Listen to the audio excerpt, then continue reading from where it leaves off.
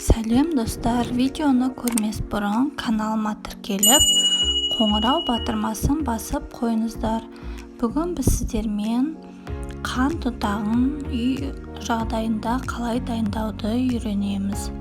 Үйде егер қант ұнтағы бітіп қалса, осылай дайындауға болады.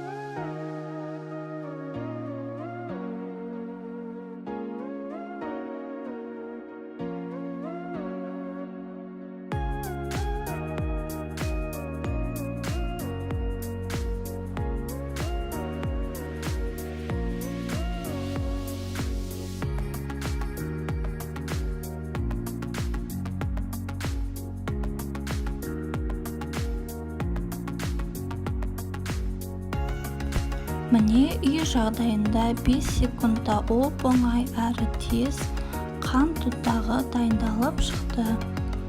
Кәдімгі қанттан осылай блендерден өткізіп, ұсақ қылып қант ұнтағы дайын болды.